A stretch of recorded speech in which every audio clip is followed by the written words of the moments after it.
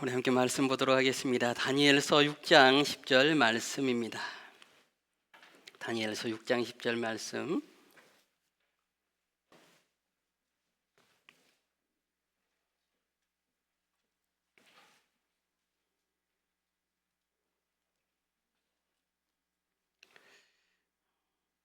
우리 한 목소리로 읽겠습니다.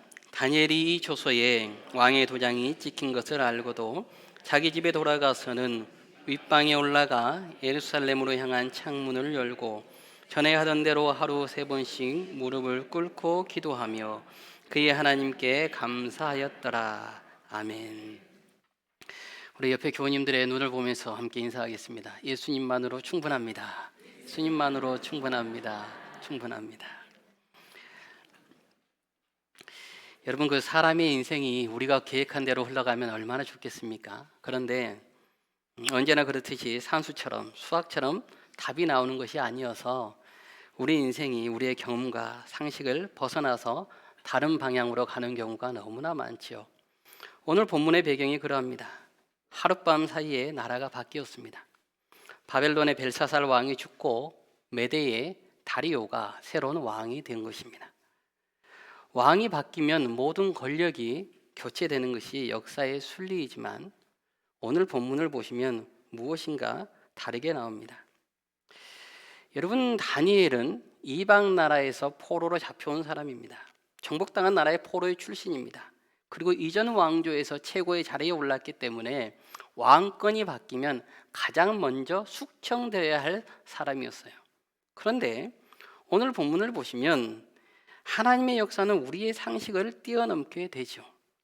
그래서 다니엘서 오늘 우리가 읽었던 본문 말씀 앞에 5장 30절에서부터 31절 말씀을 보시면 그 배경에 관하여서 이렇게 말씀해 줍니다.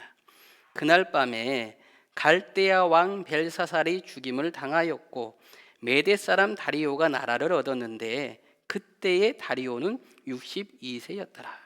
그리고 6장 1절에서부터 3절을 보시면 다리오가 자기의 뜻대로 고관 120명을 세워 전국을 통치하게 하고 또 그들 위에 총리 셋을 두었으니 다니엘이 그 중에 하나이라. 이는 고관들로 총리에게 자기의 직무를 보고하게 하여 왕에게 손해가 없게 하려 함이었더라. 다니엘은 마음이 민첩하여 총리들과 고관들 위에 뛰어나므로 왕이 그를 세워 전국을 다스리게 하고자 한지라. 왕의 총애가 다니엘에게 모두 다 집중됩니다.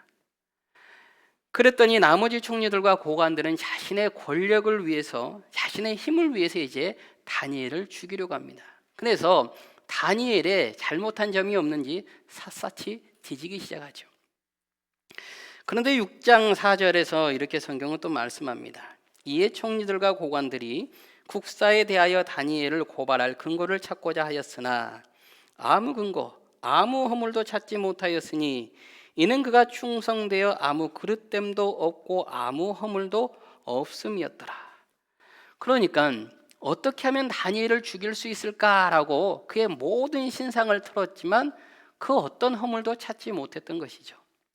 저는 이 말씀에서 예수 그리스도의 모습을 보게 됩니다. 여러분, 우리가 사복음서를 통해서 보시는 예수님의 모습은 이 땅에 오셔서 하나님의 뜻을 선포하시고 하나님의 뜻을 쫓아서 공생의 모든 기간들을 감당해 나가십니다. 그런데 이러한 예수님을 죽이지 못해서, 고발하지 못해서 안달난 이들이 있었습니다. 바리새인들과 서기관들이었죠. 그들은 예수님이 자신들보다 더 많은 백성들의 인기를 얻고 또 많은 백성들의 지지를 얻자 자신의 권력과 힘이 약해질 것을 두려워한 나머지 어떻게 하면 예수님을 고발할까? 어떻게 하면 예수님을 제거할 수 있을까라고 생각했던 것이죠. 그래서 누가복음 6장 6절에서부터 7절을 보시면 그 모습을 이렇게 말씀해 줍니다. 또 다른 안식일에 예수께서 회당에 들어가서 가르치실세 거기에 오른손 많은 사람이 있는지라. 서기관과 바리새인들이 예수를 고발할 증거를 찾으려 하여 안식일에 병을 고치시는가 엿보니. 서기관과 바리새인들이 예수를 고발할 증거를 찾으려 하여 안식일에 병을 고치시는가 엿보니. 안식일에는 아무 일도 하지 않아야 되는데 혹시라도 예수님을 어떻게 고발할까? 그가 율법을 어기지 않을까? 율법에서 무엇인가를 찾으려 하였다는 것이죠. 여러분, 예수님께서는 오직 하나님 나라의 뜻을 실천하려고 하였습니다. 예수님께서 무엇을 잘못하였습니까? 잘못한 게 아무것도 없죠. 그런데 바리새인과 서기관들은 자신들의 권력과 자신의 힘을 유지하고 보여주기에 급급하였던 겁니다. 우리가 오늘 함께 읽었던 다니엘서 6장도 마찬가지죠. 다니엘이 무엇을 잘못합니까? 다니엘 잘못한 것 아무것도 없습니다. 오직 나라를 위할 뿐이었고, 오늘 6장 4절을 보시면 국사에 대하여 다니엘을 고발할 근거를 찾지 못하였다. 허물이 없을 정도로 정말 하나님 앞에서 정직하게 하나님의 모든 일을 해나갔던 사람입니다. 예수님도 다니엘도 오직 자신에게 맡겨진 그 사명만을 하나님의 뜻에 따라서 충성하였을 뿐이죠. 그런데 세상은 그 선함을 견디지 못하는 겁니다. 왜냐하면 빛이 거하는 곳마다 어둠이 드러나기 때문이었던 거예요. 그래서 6장 5절을 보시면 무엇이라고 성경이 말씀합니까? 그들이 이르되 이 다니엘은 하나님의 율법에서 근거를 찾지 못하면 그를 고발할 수 없으리라 하고, 그러니까 어디에도 그의 잘못이 드러나지 않기 때문에 하나님의 율법을 통해서만 그를 고발할 수 있다. 여러분, 이 말씀이 그리스도인에게는 엄청난 찬사이지만 또한 바꾸어 이야기해보면 대단히 악랄하고 비열한 방법이기도 합니다. 너무나 하나님의 말씀을 잘 따라 살아갔기 때문에 그가 율법 외에는 어떤 방법으로도 가둘 수 없다. 어떤 방법으로도 그를 잡아낼 수 없다. 그러니까 율법을 지키는가 지키지 않는가가 아니고 그에게 율법을 통하여 함정을 파고 그를 제거하자라고 그들이 생각했던 것이죠. 그렇게 이제 그들이 어떻게 합니까? 다니엘을 죽일 방법을 마련하게 되죠. 우리 다니엘서 6장 7절에서부터 9절 말씀을 함께 읽도록 하겠습니다. 우리 함께 읽겠습니다. 나라의 모든 총리와 지사와 총독과 법관과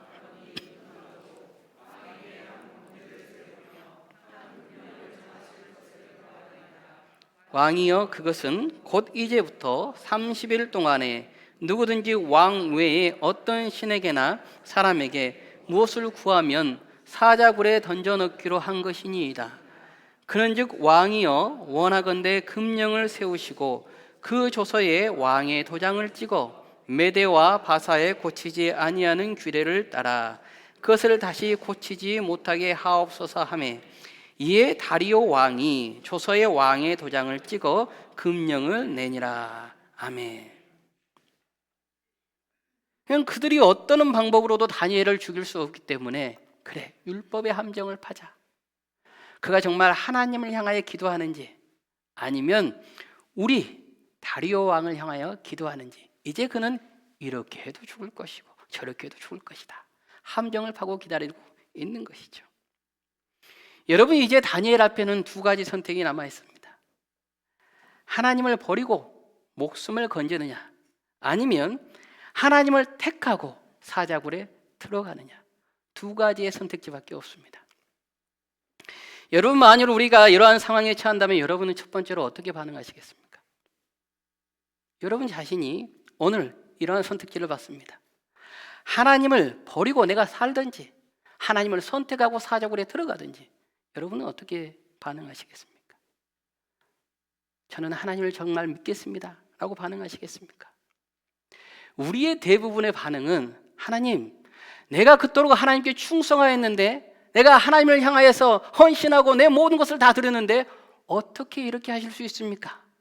먼저 하나님께 원망과 불평과 두려움을 내어놓을 것입니다. 그게 우리의 인간의 올바른 반응이죠. 죄인된 본성의 반응입니다. 그런데 오늘 본문 말씀 10절을 보시면 다니엘은 우리의 상식을 뛰어넘는 반응을 하게 됩니다. 10절 말씀을 우리가 다시 한번 함께 읽겠습니다. 다니엘이 이 조서에 왕의 도장이 찍힌 것을 알고도 자기 집에 돌아가서는 윗방에 올라가 예루살렘으로 향한 창문을 열고 전에 하던 대로 하루 3번씩 무릎을 꿇고 기도하며 그의 하나님께 감사하였더라. 아멘. 여러분, 10절 말씀을 보시면 왕의 도장을 찍힌 것을 알고도, 여러분, 다니엘은 국사를 책임지고 있는 사람이었습니다. 왕의 도장이라는 것이 어떤 의미인 줄 알고 있었다는 거예요. 그럼에도 불구하고 두려워하지 않은 것입니다. 왕의 도장이 찍혔으면 그 누구도 건져낼 수 없다는 것을 알았지만 그는 두려워하지 않았습니다. 그리고 자기 집에 돌아가서 전에 하던 대로 그 신앙의 습관을 따라서, 항상 하나님을 섬기던 그 습관을 따라서 하루에 3번씩 무릎을 꿇고 기도하며, 무엇입니까? 오직 여호와 하나님께만 복종하는 자세예요. 오직 여호와 하나님께만. 다리오 왕이 아무리 거대하다고 할지라도, 그가 아무리 높다고 할지라도 나는 오직 여호와 하나님만 섬기고 여호와 하나님께만 복종하겠다라는 오늘 모습을 보여주고 있는 것이죠. 2가지의 선택지 앞에서 다니엘은 하나님을 원망하지 않습니다. 그는 두려워하지 않습니다. 타협하지 않습니다. 그는 10절 하반절을 보시면 그의 하나님께 감사하였더라라고 감사합니다. 여러분, 우리의 바로 이런 사자굴 앞에서의 반응이 감사로 나가시기를 주님의 이름으로 축복하고 기도합니다. 특별히 11월 한 달을 맞이하면서 우리는 이제 감사의 주제를 통하여서 은혜를 나누실 터인데요, 오늘 6장 10절 말씀을 통하여서 우리는 어떻게 이 다니엘의 감사를 가질 수 있느냐는 것이죠. 사자굴이라는 2가지의 선택지밖에 없는 그 상황 속에서 원망과 불평과 두려움이 아니라 어떻게 하나님께 감사할 수 있는가? 첫 번째, 여러분은 감사는 그래서 훈련입니다. 상황을 이기는 반응이에요. 우리가 어떻게 상황에 반응하냐에 따라서 우리의 삶이 바뀌게 되는 거예요. 그래서 감사는 훈련인데요, 우리는 모두가 하나님의 평안 안에 있을 때는 감사를 합니다. 행복 가운데 있을 때 누구나 감사할 수 있죠. 우리 아이가 좋은 대학에 들어갔으니 하나님 감사합니다. 우리 사업이 잘 되었으니 하나님 감사합니다. 하나님, 내 건강이 회복되었으니 감사합니다. 물론 대단히 귀한 감사입니다. 그런데 오늘 다니엘의 감사를 보시면 어떤 조건의 결과가 아니었어요. 어떤 조건의 결과로 하나님 감사합니다가 아니고 오랜 훈련을 통하여서 하나님께 감사하고 있다는 것이죠. 본문은 그가 전에 하던 대로 기도했다라고 말합니다. 그러니까 오늘 다니엘의 감사는 어느 순간 생긴 뜨거운 감정의 일회성 감사가 아니라 그의 삶 전체를 통하여서 훈련된 신앙의 습관의 결과였음을 보여주고 있습니다. 제가 한때 5, 6년 전에 너무나 힘든 고난 속에 놓여 있을 때 도저히 하나님의 뜻을 찾을 수가 없는 거예요. 나를 향한 하나님의 계획이 어디 있는가? 나를 향한 하나님의 뜻이 어디 있는가? 그리고 이제 책을 구입하기 위해서 보고 있는데 그때 제 눈에 들어왔던 책이 폴 트림 목사님의 고난이라는 책이었어요. 그리고 책장을 넘기는데 얼마 넘기지 않아서 이 챕터가 제 모든 머리와 마음과 모든 감정을 강타하기 시작했습니다. 그 챕터의 내용이 이거였습니다. 하나님에 대한 의심. 고난은 마음속에 있었던 것을 드러낸다. 시련은 우리 안에 있는 것을 드러내는 놀라운 능력을 지녔다. 시련을 통해 우리의 참된 생각과 욕망이 드러난다.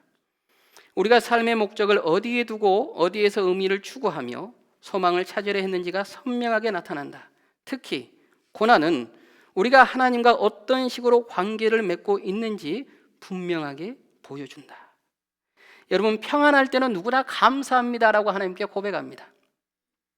그러나 고난이라는 힘듦이 내 삶을 짓누를 때 터져 나오는 것이야말로 진정한 하나님과 나와의 관계의 그 모습들이 다 드러난다는 거예요. 내가 고난 속에서 정말 하나님께 감사할 수 있는가? 아니면 고난 속에서 여전히 하나님을 원망하고 불평하고 두려워하고 있는가? 우리는 고난을 통하여서 그 상황에 반응하는 우리의 모습을 통하여서 하나님과의 관계를 정확하게 알 수 있는 것이죠. 그래서 여러분, 감사는 상황이 좋기 때문에 감사하는 것이 아닙니다. 객관적으로 풍요롭기 때문에 하는 것이 아니라 의지적으로 훈련하는 것입니다. 그래서 감사는 훈련이에요, 훈련. 여러분, 오늘 주보와 함께 여러분이 이제 감사 노트를 받으셨을 터인데 이 감사 노트를 통하여서 우리는 이제 매일매일 하루 3가지의 감사의 제목들을 쓸 겁니다. 내용을 쓸 것입니다. 주보에 보면 어떻게 감사 노트를 기록해야 되는지 자세하게 나와 있어요. 우리 삶의 일상의 소소한 내용들을 적는 것입니다. 아침에 일어나서 점심때 한번 하루를 마무리하면서 무엇이 감사한지, 이 감사의 모든 내용이 그냥 감사하는 것이 아니라 예수 그리스도와 나와의 관계 속에서 어떻게 감사한지를 끊임없이 묵상하며 써내려가야 됩니다. 주님, 내가 오늘 숨을 쉴 수 있게 해주시니 감사합니다. 내가 이 숨을 통하여서 예수 그리스도를 찬양하고 경배할 수 있게 해주시니 감사합니다. 왜 감사하는지 예수 그리스도와의 그 관계성을 끊임없이 이어야 되는 것이에요. 이 11월 한 달 동안 우리가 감사를 통하여서 감사를 훈련하고 또 감사의 열매를 맺는 우리 성도님들의 가정과 또는 삶들이 되시기를 주님의 이름으로 축복하고 기도하겠습니다. 한 10여 년 전에 미국 전역에 감사 열풍이 불었던 적이 있어요. 그 제니스 캐플런이라는 여인이 내 인생을 바꾼 365일 동안의 감사일기, 감사하면 달라지는 것들이라는 책을 편집해냈는데, 그녀가 1년 동안 감사를 하기로 프로젝트를 만듭니다. 그래서 어떠한 상황 속에서 감사하는 거예요. 억지로, 의지적으로 훈련하는 겁니다.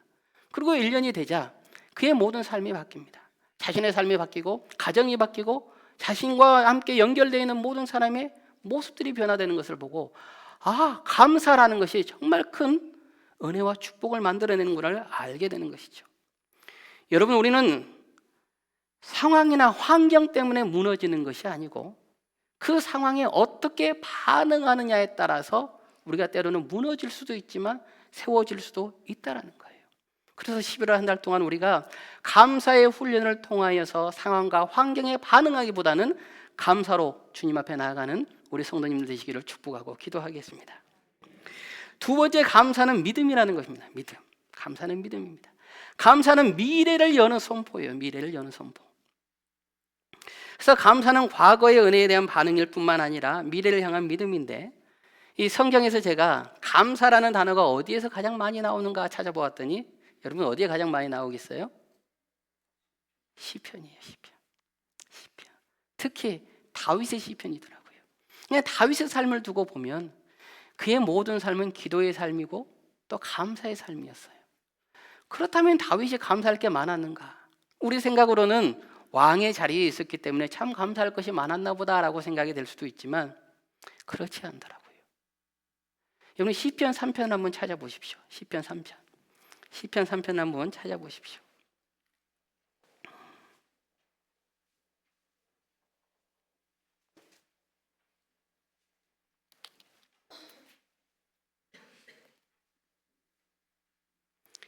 시편 3편을 찾아보시면 그 성경책에, 우리가 가지고 있는 성경책에 표제가 있는데 그 표제에 이렇게 기록되어 있습니다.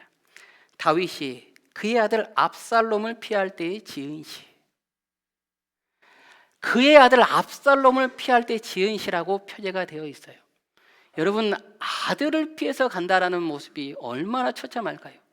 자신의 혈육으로부터 칼과 창으로 공격당하는 그 모습이 얼마만큼 부끄럽겠습니까? 어디 세상에 하소연할 수도 없을 거예요.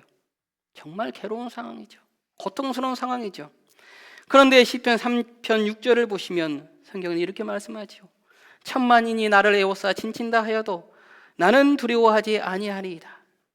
8절에서는 구원은 여호와께 있사오니 주의 복을 주의 백성에게 내리소서. 주의 복을 주의 백성에게 내리소서. 주여, 나는 주님을 찬양합니다. 내가 비록 압살롬을 피해서 도망가는 이런 처참한 상황이지만 이 상황 속에서도 나는 주님을 의지하고 주님을 감사로 찬양합니다.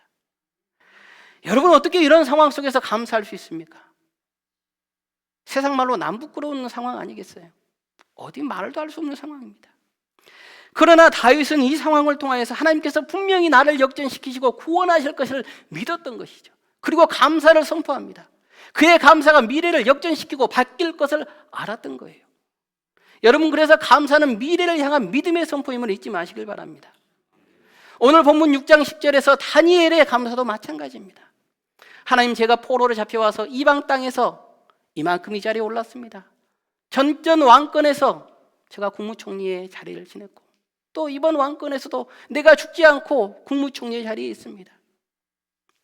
그런데 이제 많은 이들이 나를 모함합니다. 그리할지라도 여호와 하나님께서는 분명히 나를 일으키실 것을 믿습니다. 다니엘의 감사는 내일을 향한 미래의 선포였던 것이죠. 믿음의 선포였던 것입니다. 그래서 믿음은 바라는 것들의 실상이요 보이지 않는 것들의 증거라고 할 때 이 보이지 않는 증거, 이건 믿음의 선포, 바로 이 감사가 믿음의 선포의 행위라는 것을 우리가 잊지 마시길 바라겠습니다. 감사를 선포하십시오. 감사를 선포함으로 인하여서 우리의 내일이 변화되게 되는 것이에요. 시각장애인이고 청각장애인이고 언어장애인이었던 우리가 잘 아는 헬렌 켈러는 무엇이라고 말을 합니까? 한쪽 문이 닫히면 한쪽 문이 열리더라라고 이야기해요. 여러분, 우리는 고난 앞에서요, 절망 앞에서 왜 내 문이 막혀버렸지? 이제 내 인생 어떻게 하지? 이제 정답이 없는데, 나 할 수 없는데. 요한복음 5장을 보면 38년 된 병자가 나오죠. 그 병자가 베데스다 연못에 있습니다. 천사가 내려왔다가 그 물결이 좀 흔들리면 그때 누가 먼저 들어가면 다 병나음을 얻는다는 거예요. 그런데 누가 그를 38년 된 병자를 넣어주는 사람도 없고 다 자기들 먼저 들어가기에 급급하죠. 38년 된 병자에게 베데스다 연못은 자신의 문이었어요. 저기만 들어가면 나을 수 있는데, 그런데 그 누구도 넣어주지 않습니다. 38년 동안 그 문은 굳게 닫혀 있었던 것이죠. 그 문을 보며 절망하고 있을 때 누가 찾아옵니까? 요한복음 5장 8절에서부터 9절을 보시면 예수께서 이르시되 일어나 내 자리를 들고 걸어가라 하시니 그 사람이 곧 나아서 자리를 들고 걸어가니라. 그는 베데스다라는 문이 아니라 내가 곧 문이요 내가 진리라는 예수 그리스도의 그 문, 진정한 문을 통하여서 구원을 얻게 되는 것이죠. 여러분, 지금 여러분의 문은 어떻습니까?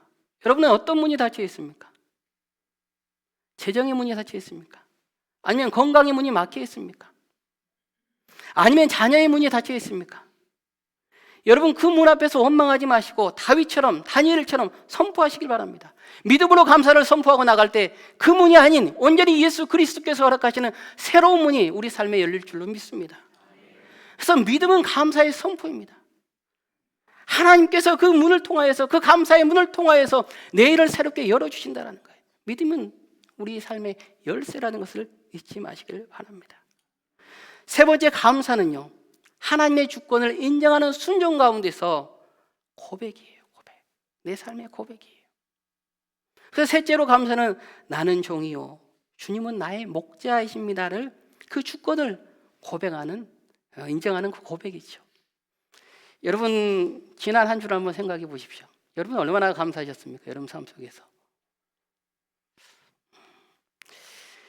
참 감사하기가 어렵죠. 우리는 감사를 잊어버리고 삽니다. 우리는 감사에 대단히 인색합니다. 왜일까? 왜일까? 우리가 주님의 양떼인데 그것을 잊어버리고 살아요. 그래서 내가 목자로서 살아가려고 합니다. 내가 주인 되어 살아가려고 합니다. 그러니까 목자는 여러분 감사할 것이 별로 없어요. 목자는, 주인은 어떤 결과물이 나와야지만 감사해요. 양떼가 늘어나야지만 감사하죠. 그 외에는 감사할 일이 별로 없는 것입니다.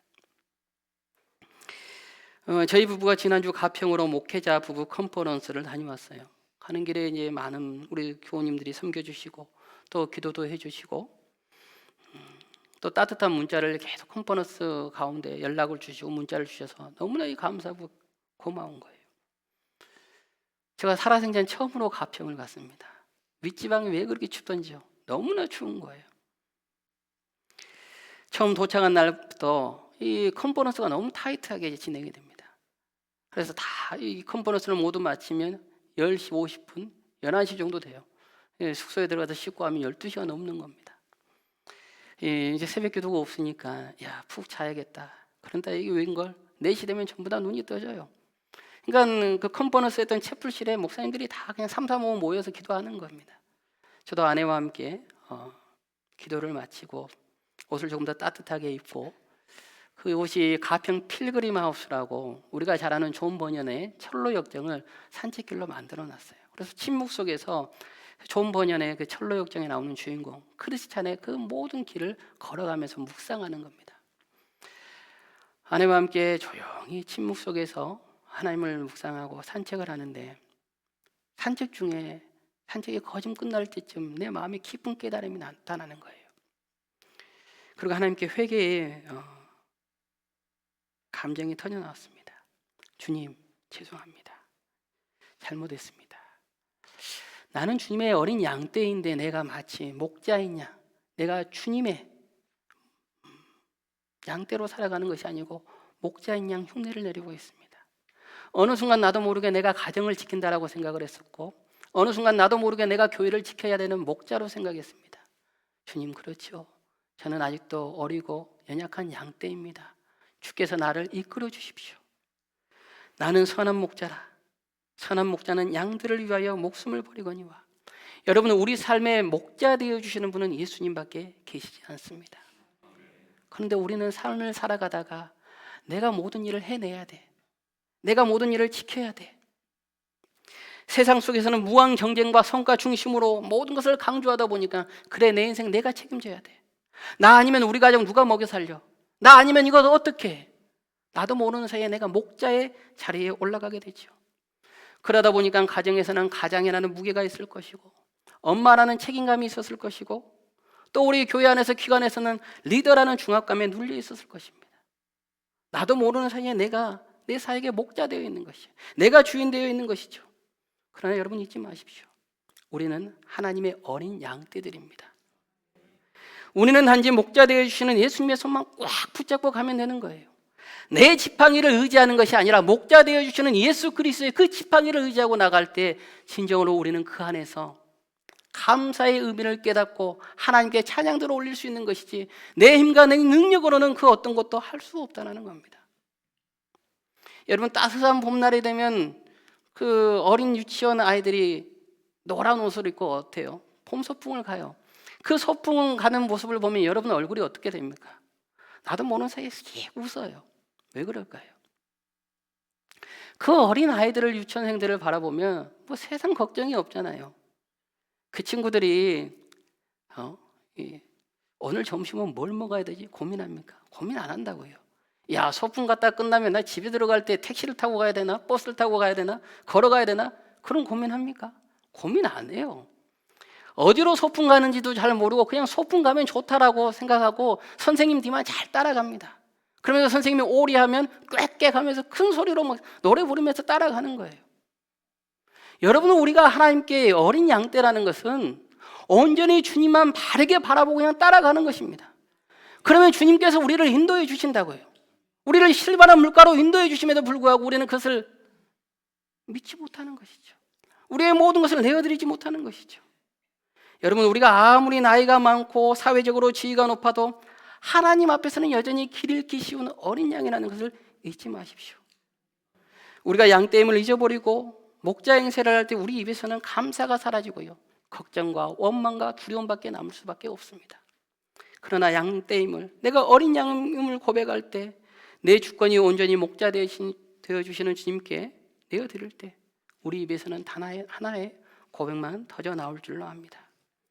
목자 되신 주님, 오늘도 나를 이끌어 주시니 감사합니다. 주님, 나는 갈 길을 모르지만 나를 푸른 초장으로 인도하시니 감사합니다. 사망의 음침한 골짜기를 지날 때에도 주님의 지팡이가 나를 지켜주시니 감사합니다. 여러분, 감사는 그래서 나의 무능함을 인정하고 주님의 전능하심을 고백하는 종의 가장 겸손하고도 위대한 고백임을 잊지 마시길 바라겠습니다.